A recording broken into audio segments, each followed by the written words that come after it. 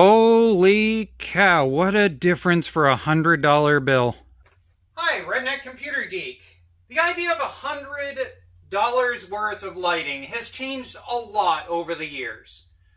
The lighting over my head right now is $100 6 years old.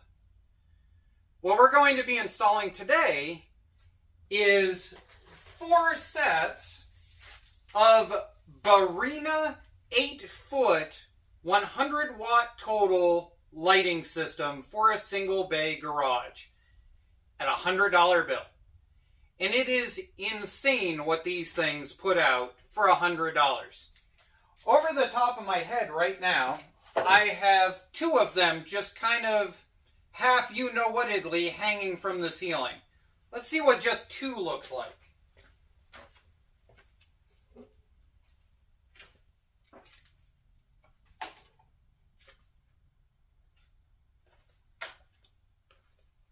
That is drastically different. This is amazingly different, and I can't wait to get them fully flush mounted to the ceiling and everything, because like I said, we just threw these up there kind of half whateverly, and yeah. So, anyways, I'm going to get them fully mounted, and we'll bring you guys back. 1 soda break, and about an hour and 10 minutes later, we have light. And actually, I still have 1 more right here, so that at the end of the bay, when the door is closed, we'll have light. This went pretty good. I've got 1 or 2 little quirks. I want to show you guys a safety issue with the way that these lights are versus my ceiling. To be clear, it is not a problem with the light. It is a problem with me using lights not designed for my type of ceiling.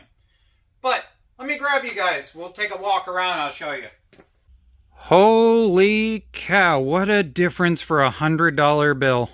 I can't get over that. Okay, so these lights were originally designed for large pole barns and things like that. And that's the reason why I had to change things a little bit. So down here, you'll see that I have a drop block there and a weird little black thing. A drop block and a weird little black thing. Well, I did that at first to be able to dodge the septic.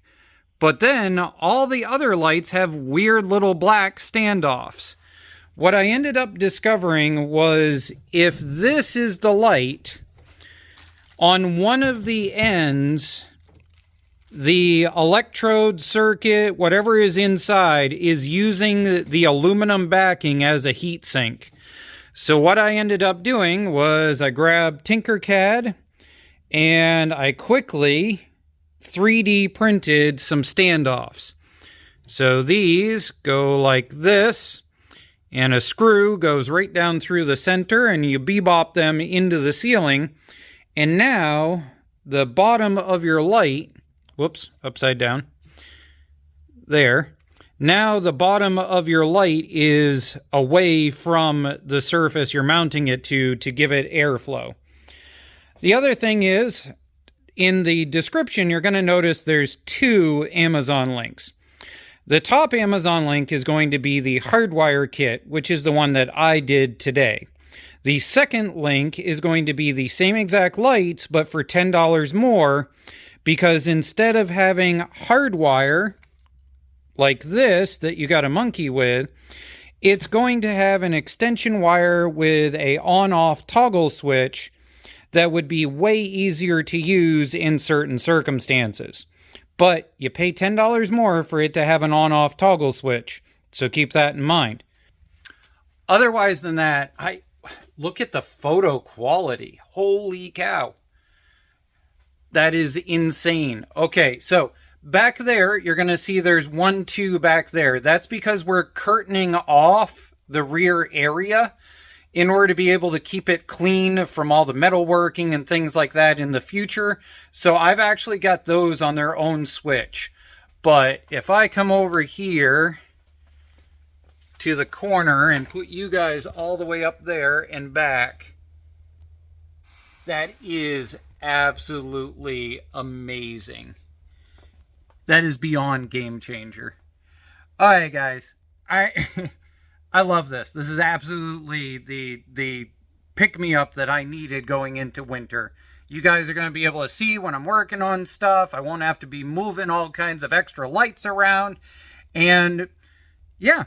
And now all the creepy stalkers that like to see what's on the wall and comment about it now can make all the comments they want because they'll be able to read all of the things on the wall. See, I'm looking out for you creepy guys too.